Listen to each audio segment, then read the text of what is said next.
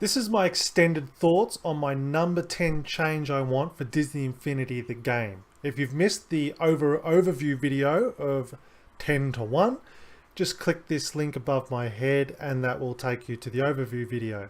But this is my extended thoughts on number 10 for the game. And this, I know, is a very subjective topic, so it does warrant some going into some detail.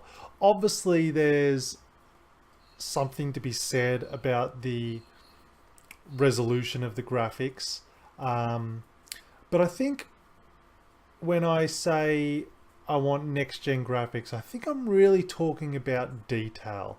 There's something unmistakable about saying something that looks next-gen.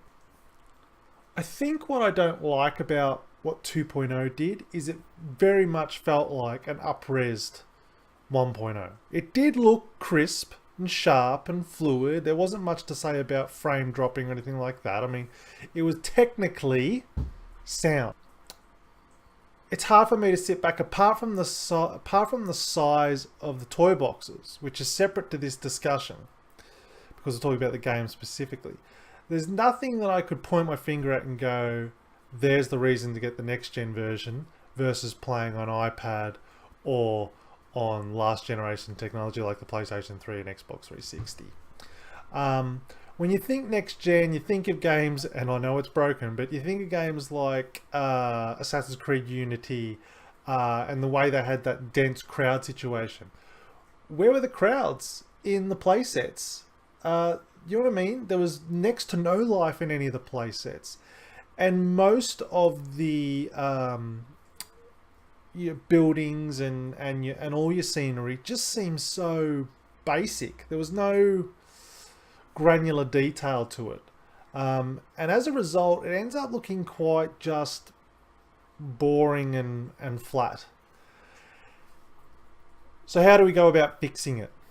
Well, again, if I was in the artistic chair, I would again be going back and strengthening the ties with toys and bring the details out by making buildings look like toys. It's in the details. It's about giving buildings hinges.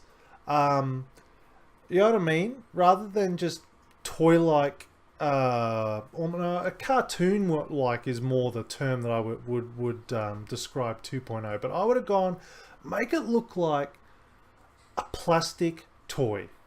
What does it look like when you build a Lego city and photograph it? That's the kind of detail I think you need to go for in a HD full next-gen game. Get the lighting right so things look miniature, that they look toy size. You know what I mean? But obviously graphics aren't everything. I understand that. But I think the biggest issue for me is that I want to see a clear difference between a next-gen version and a last-gen version. I understand we don't want to ignore the people that only have PlayStation 3 and Xbox 360.